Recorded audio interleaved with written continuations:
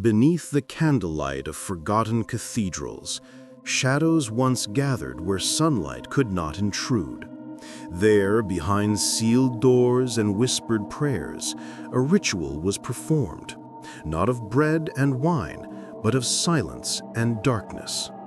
The air trembled with incense and fear, as those who dared to enter believed they were about to see God, not in the light above, but in the depths below. It was called the Sacrament of Darkness, a rite practiced by the earliest mystics, then erased from the memory of the Church. Some said it opened the soul's hidden eye. Others whispered it invited something else to see you in return.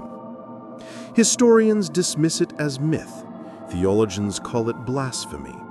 Yet traces remain, carved in crypt walls, veiled in alchemical manuscripts, buried beneath the candlelight of forgotten cathedrals. Shadows once gathered where sunlight could not intrude. There, behind sealed doors and whispered prayers, a ritual was performed, not of bread and wine, but of silence and darkness. The air trembled with incense and fear, as those who dared to enter believed they were about to see God, not in the light above, but in the depths below. It was called the Sacrament of Darkness, a rite practiced by the earliest mystics, then erased from the memory of the Church. Some said it opened the soul's hidden eye. Others whispered it invited something else to see you in return. Historians dismiss it as myth. Theologians call it blasphemy. Yet traces remain, carved in crypt walls, veiled in alchemical manuscripts, buried in symbols that still haunt sacred art. What was this lost communion with shadow? Who performed it? And why did the Church choose to bury not just the ritual, but the truth it revealed? Our story begins where faith meets fear, where the divine once spoke from the dark and those who listened were forever changed.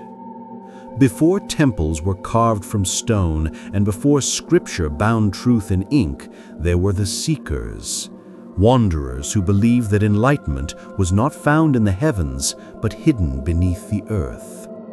In the deserts of Egypt, initiates descended into pitch-black chambers carved beneath the sand, fasting and praying until their minds began to blur the boundary between life and dream. They called it the night of the soul, the moment when the divine light could only be seen through absolute darkness. The myth begins with one such figure, the first mystic, as later poets named him. He entered the underworld not to conquer it, but to listen. The story tells that after 7 nights without food or flame, he beheld an illumination unlike any fire. It did not come from above, but bloomed within him, a silent radiance that revealed both the beauty and terror of creation. When he returned to the surface, his eyes were said to bear the memory of darkness itself, not blind, but altered. Across cultures, this pattern repeats. In ancient Greece, initiates of the Eleusinian mysteries were blindfolded, led through tunnels and immersed in silence until the boundary between death and life dissolved. In Persia, the Magi performed nocturnal rituals where light emerged only after a long vigil in the blackness, symbolic death before rebirth. And in Judea, early mystics of the desert spoke of divine concealment, believing that God's presence was too vast for daylight and could only be encountered in the veiled hours of night. The experience of these mystics was not gentle. Those who faced the dark often returned trembling, unable to articulate what they had seen. Some wrote of voices that were not voices, of visions that dissolved when named. Others claimed to have glimpsed vast architectures of spirit, realms of pure geometry and sound, pulsing with life beyond comprehension. These visions became the seeds of symbols we still recognize today: the mandala, the halo, the labyrinth, the serpent devouring its tail. And yet the world of light feared them.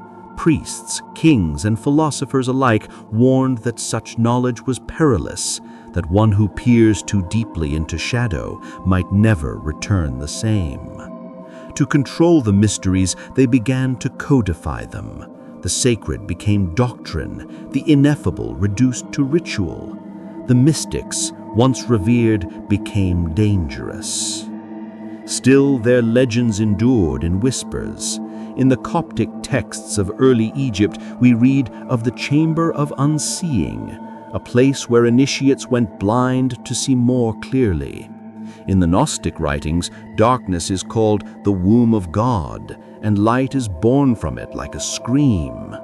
Even in Christianity's early centuries, before orthodoxy solidified, there were monks and ascetics who sought revelation not through prayer or pilgrimage, but through descent into caves, catacombs, and the silence of their own minds. It was said that in these hidden rites, the initiate would face an image of themselves, not as they wished to be, but as they truly were. This confrontation was the true sacrament, not communion with bread and wine, but communion with one's shadow.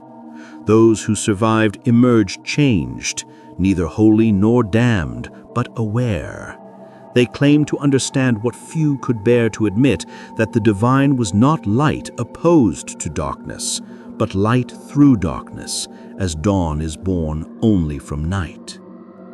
Over centuries, these stories fused into one forbidden lineage, a chain of seekers who saw divinity as paradox. They believed the soul could not ascend without first descending.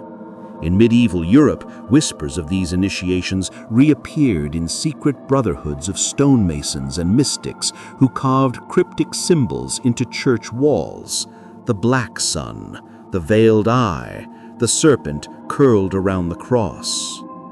But time eroded the names of the first mystics. Their teachings dissolved into myth, their practices condemned as heresy.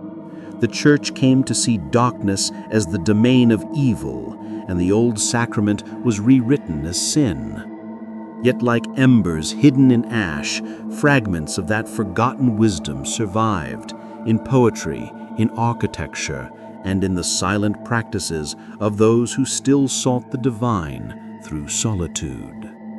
Today, when historians read these scattered records, they see superstition. Psychologists see archetypes, but perhaps both are right. Perhaps what the mystics discovered in the dark was not a God outside themselves, but the hidden pattern that binds consciousness to creation, the same impulse that drives humanity to seek, to question, to stand trembling before mystery. The vision in darkness was never about abandoning the world, but seeing it as it truly is, light and shadow intertwined, one born from the other. And so as history moves forward, the myth becomes memory. The seekers fade, but the echo of their descent remains, a whisper that calls again whenever the world grows too bright to see. Long before the early Christians gathered in catacombs to break bread and whisper prayers, the world already knew the language of mystery. The earth itself was a temple, rivers were veins of gods, caves were wombs of rebirth, and every flicker of fire was a symbol of transformation. The lost sacrament of darkness, whispered among early mystics, did not emerge from nothing. It was the heir to 1,000 older rituals, pagan ceremonies that blurred the boundary between death and divine illumination. In ancient Greece, the Eleusinian mysteries promised salvation not through belief, but through experience. Initiates descended into subterranean chambers, their senses stripped away, their faith tested by silence. When they emerged, they claimed to have seen something ineffable, the great light born from shadow. Historians still debate what occurred there, but one truth endures: enlightenment was never given, It was earned through descent. From Greece, the current flowed eastward. In Persia, followers of Mithras gathered in torch-lit caves to reenact the cosmic struggle between light and darkness. Their altars bore carvings of a bull's sacrifice beneath a radiant sun, life renewed through blood, purity through blood. In Egypt, priests of Isis and Osiris performed nightly vigils beside the Nile, calling on divine resurrection through ritual darkness. These were not isolated cults, they were echoes of one eternal idea. To find the divine, one must first lose oneself in the dark. When Christianity emerged, it did not arrive in a vacuum. The ancient world was steeped in mystery religions, initiations that promised rebirth, sacred meals symbolizing divine union, and secret teachings passed through whispered oaths. Step inside Notre Dame, Chartres, or Salisbury, and you enter a living diagram of the soul's journey. Light streams through stained glass, not to illuminate, but to reveal through obscurity. The nave represents the world of form, ordered, rational, visible, while the crypt below mirrors the hidden self, the domain of silence and unknowing. Between them, columns rise like trees, bridging earth and heaven, flesh and spirit. Medieval theologians called this architecture lux in tenebris, light in darkness. The phrase appears in old Mason records and sermons alike. It was not a metaphor, it was doctrine encoded in stone. The faithful entered these cathedrals to encounter mystery, to be swallowed by shadow before beholding divine light. The structure itself became the ritual, a physical initiation that guided the body through darkness into revelation. At Chartres Cathedral in France, a labyrinth is carved into the floor, not decoration, but a sacred map. Pilgrims once walked its spirals in silence, each step a descent inward. The pattern mirrors the spiral of the Milky Way and the coiling serpent of ancient wisdom, both symbols of transformation. To reach the center was to find the still point within chaos, the same truth sought by the early mystics in their silent chambers. But the most profound symbolism was in the light itself. The builders engineered cathedrals so that sunlight would strike certain points only on solstices or holy days, turning stone and glass into instruments of prophecy.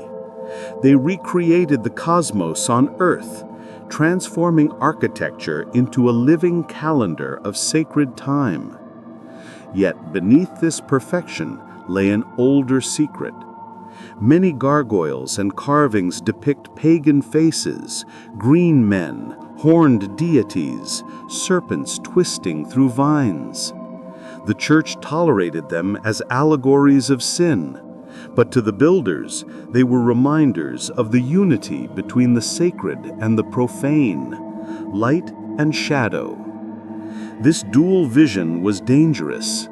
As the church tightened its control over theology, the Masons' knowledge grew suspect. Inquisition records mention Luciferian architects and heretical geometry. The word lux, meaning light, became a double-edged term, sacred in scripture, damning in secrecy.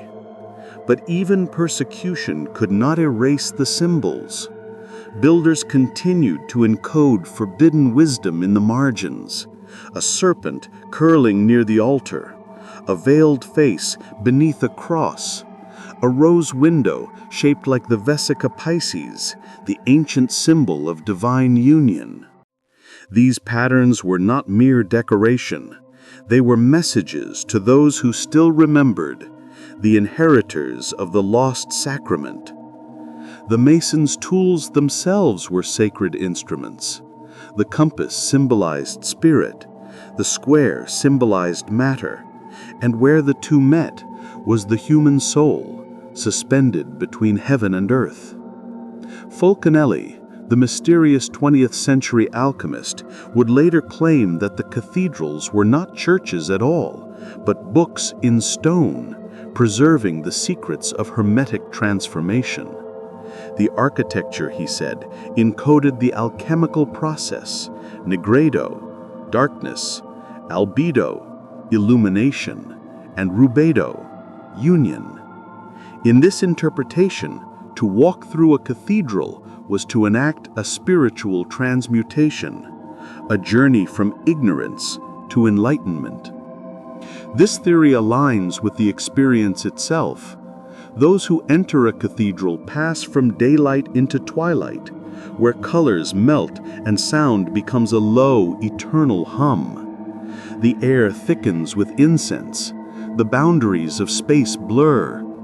In that half-darkness, something stirs, the same stillness that filled the ancient caves, the same whisper that haunted the mystics of old. It is here, between echo and silence, that the lost sacrament survives. The faithful kneel before the altar, believing they commune with God. But the architecture tells another story, that revelation is not granted by faith alone, but by passage, through shadow, through silence, through the trembling unknown. Even today, visitors to the great cathedrals describe an inexplicable feeling when standing in their halls, a quiet awareness, as if the walls themselves breathe. Psychologists call it spatial awe. Mystics call it presence. Both agree it humbles the mind and opens something vast within. And perhaps that was the builder's truest secret, that the divine could not be confined to dogma or scripture. It had to be built, experienced, felt. The cathedral, like the dark chamber of the mystics, was never meant to teach doctrine. It was meant to teach perception. The lost sacrament, hidden within stone and light, was not about worshiping in darkness. It was about remembering what darkness meant. Not evil, not absence, but the sacred womb of creation where everything begins. The church feared silence, not the holy silence of prayer. That was safe, controlled, sanctified by ritual, but the older silence, the one born in caves and catacombs where revelation could not be scripted or contained. It was in this silence that the lost sacrament survived, whispered from mystic to mystic beneath the gaze of those who claimed to speak for God. By the 12th century, the tension had become unbridgeable. Europe was alive with secret brotherhoods, itinerant preachers, and mystics who claimed to find God not in cathedrals, but within themselves. The church called them heretics. They called themselves seekers. Among them were the Cathars of southern France, the pure ones. They rejected the material world, believing it was a prison forged by a false god. For them, true communion was an inward act, a direct experience of divine light that required no priest, no sacrament of bread and wine. They spoke of two creations, one of light, the other of matter. The lost sacrament, they believed, was the soul's remembrance of its own origin, the secret that could free humanity from illusion. But such freedom was intolerable. In 1209, the papal armies descended on the Cathar strongholds with fire and steel. Entire villages were slaughtered, libraries burned. The Inquisition was born not simply to punish heresy, but to erase memory, to ensure that the human spirit never again sought revelation without permission. But fragments survived. Within the smoldering ruins of Montesor, legend says a small group of Cathar initiates escaped with a sacred text, a book of hidden sacraments, written in symbols and parables. Some claimed it was a copy of the Book of Light, the same wisdom the early mystics had glimpsed in their descents. Others called it heresy incarnate, the whisper of Lucifer disguised as enlightenment. The church, meanwhile, turned its gaze toward those who built its temples. The Masons, once trusted to raise holy ground, were suddenly viewed with suspicion.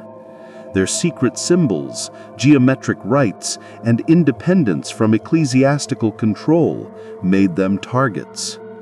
The Templars met the same fate, accused of idolatry, of spitting on the cross, of worshipping a hidden head said to speak in darkness. Whether those accusations were true or fabricated hardly mattered. The message was clear. There could be no mysteries outside the Church's light. It was the beginning of an age-long war between knowledge and control, between those who sought the divine within and those who demanded it remain in the hands of the few. The mystics adapted. They learned to speak in allegory. Alchemists replaced gods with metals, initiations with laboratory experiments, light with gold. The process of transmutation became a metaphor for inner awakening, the soul's refinement through shadow and suffering. To the untrained eye, it was science. To the initiate, it was prayer in disguise. Even within the church, mysticism refused to die. Women like Hildegard of Bingen and Mechthild of Magdeburg wrote of divine visions that came not from the heavens, but from within their own darkness. Hildegard described her illuminations as scholars dusted off forgotten Greek manuscripts and translated the Hermetica. They unknowingly opened the same doors that the early mystics had guarded.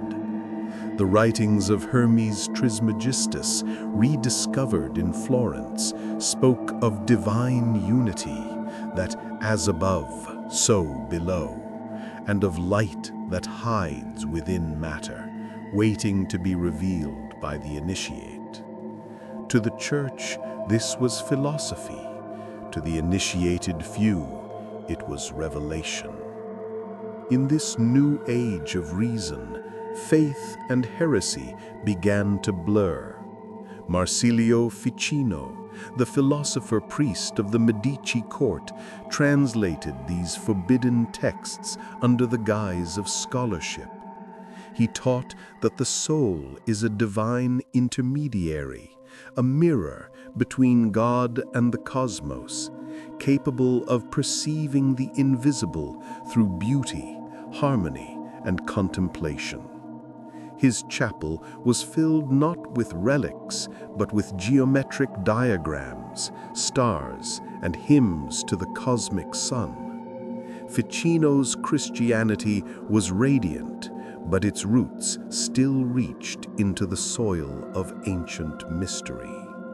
Giordano Bruno, his spiritual descendant, took the idea further. He believed that the universe was infinite, every star a living sun, every atom alive with divine spark. He saw no separation between the sacred and the profane. Every human soul was a fragment of God, dreaming itself awake. But this vision was too vast for its age. In 1600, Bruno was burned alive in Rome's Campo di Fiori, condemned not for blasphemy, but for daring to make the divine infinite. And yet, even as the flames consumed him, his vision spread. Artists and alchemists began to weave the forbidden wisdom into their works. Leonardo da Vinci drew the Vitruvian Man, a symbol of the human as cosmic measure, the same geometry that once defined temples and cathedrals. Michelangelo's Sistine Chapel depicted not mere theology, but the human encounter with divine intelligence. The image of God touching Adam's hand was not only creation, it was remembrance, the lost sacrament reborn in art. Alchemy, too, flourished in this age, not the crude pursuit of gold, but the refinement of the soul. The alchemist's furnace mirrored the inner self.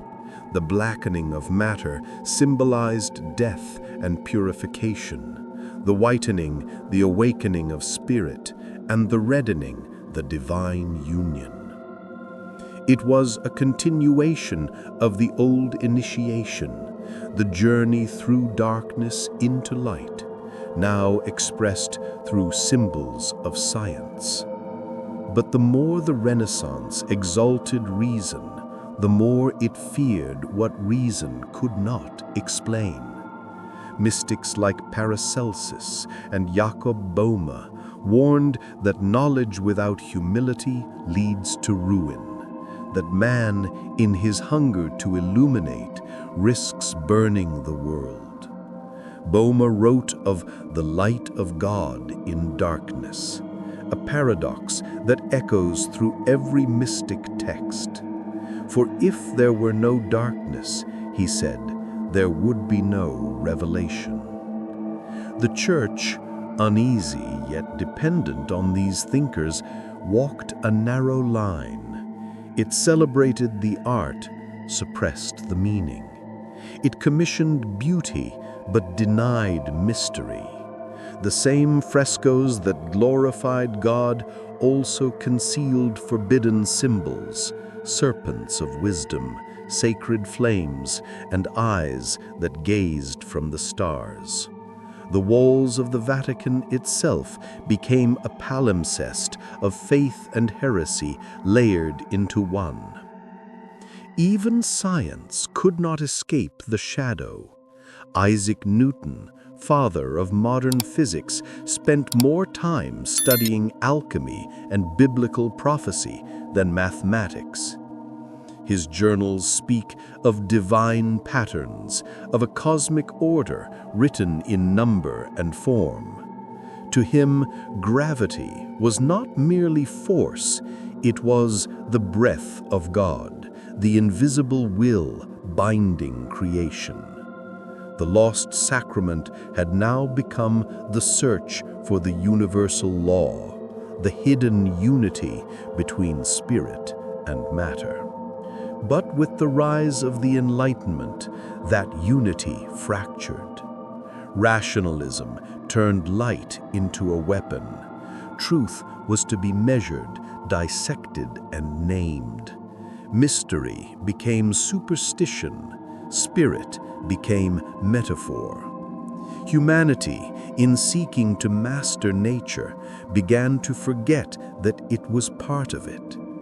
The sacred silence of the mystics was replaced by the ticking of clocks, the hum of reason, a new kind of darkness disguised as progress. But the old current refused to die. It survived in the secret societies that emerged beneath the polished veneer of reason. The Rosicrucians, the Freemasons, the hidden orders that traced their lineage to ancient builders and alchemists. They spoke of a coming age, an apocalypse, not of destruction, but of revelation, when the world would remember what it had forgotten. In their temples, initiates once again descended into darkness before beholding the light. The symbols were the same, the compass, the eye, the serpent devouring its tail, and their oaths were ancient, to guard the knowledge that all things are one and that the divine is found not beyond the world, but within it. The Renaissance, for all its glory, had not resolved the tension between faith and shadow. It had merely illuminated it. Humanity had stepped out of the medieval night into a brighter labyrinth, one where every discovery cast a new shadow. The lost sacrament, the union of opposites, the light in darkness, remained just beyond reach, waiting for those who remembered how to see.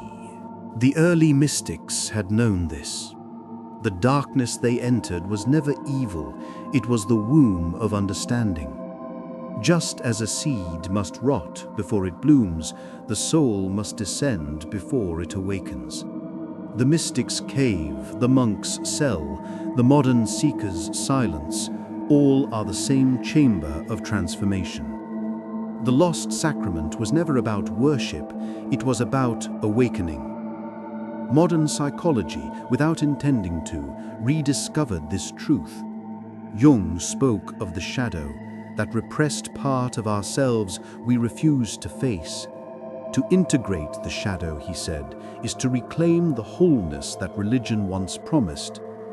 The mystics would have called it redemption, not through faith alone, but through confrontation with the self. The devil we fear is often our own reflection, and the salvation we seek hides behind that mirror. This is why every mystic text speaks in paradox. The darkness is the mother of light. To live, one must die. These are not contradictions, but initiations. They remind us that consciousness expands only when it dares to break its own boundaries. To lose oneself is the price of seeing the whole. The sacrament's symbols, bread, wine, flame, water, were never literal. They represented psychological truths. Bread, matter transformed by spirit. Wine, blood as sacrifice, the intoxication of revelation. Flame, knowledge that purifies and destroys. Water, the unconscious, where all beginnings dissolve. Every rite was a mirror to the inner process, the descent, the surrender, the illumination. In this light, even the dark night of the soul becomes sacred. Mystics like St. John of the Cross wrote that despair was not the absence of God, but the burning away of illusion, the purification before union. The lost sacrament is the understanding that divine absence is a kind of presence, that silence is not emptiness, but invitation. Today, this truth speaks again through psychology, art, and even science. The process of self-realization mirrors the alchemist's work, the dissolution of the false self, the merging of opposites, the rebirth of unity. What was once called grace is now called integration. The words change, but the experience remains eternal. When the mystic drinks the chalice, when the seeker faces their shadow, when the scientist glimpses the sublime in the structure of reality, they all touch the same mystery, that consciousness and creation are one. The sacrament was never about communion with an external God, it was about communion with existence itself. This is why the mystics spoke of remembering. They said enlightenment is not discovery, but recollection, the recognition of what was always known, forgotten in the noise of living. Those who still remember, as the old phrase goes, are simply those who have not been fully silenced by the world's distractions. They are the inheritors of the lost sacrament, not priests or prophets, but anyone who dares to look inward and not turn away. And perhaps that is why the sacred endures even when its temples crumble. Every act of compassion, every moment of self-awareness, every time we face suffering with courage, we perform the ancient ritual anew. The mystic's great secret was not a formula or a prayer, but a way of seeing. To live sacramentally is to see the divine in every shadow, to turn even despair into meaning. The final revelation, then, is not that we are lost, but that we were never separate. The darkness we fear is simply the part of creation waiting to be seen, the divine hiding in disguise. In understanding that, the duality of light and shadow dissolves, and what remains is the unity the mystics always spoke of, the eternal presence, the inner flame, the realization that heaven was never elsewhere. The lost sacrament is found again, not through discovery but recollection. It was never buried in history, only in perception. It waits wherever awareness deepens, in the pause between breaths, in the silence after loss, in the moment when the self fades and something vast looks through your eyes. In the end, the lost sacrament was never truly lost, only hidden behind the eyes that forgot how to see. It was never a ritual to be performed, but a perception to be restored. The mystics did not build temples to contain God. They built mirrors so humanity could remember what it was. Every age that buries the sacred ends up digging for it again, mistaking its reflection for revelation. The darkness we fear has always been the womb of light, not its opposite, but its origin. The early mystics knew this. They entered the dark not to escape the world, but to awaken within it. And now, after centuries of exile, the world stands again at that same threshold, caught between ruin and remembrance.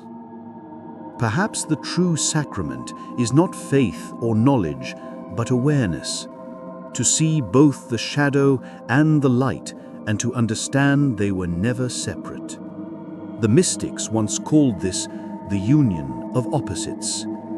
And so the question remains, not what the early mystics saw in the dark, but what we will see when the lights of reason dim and the ancient silence begins to speak again.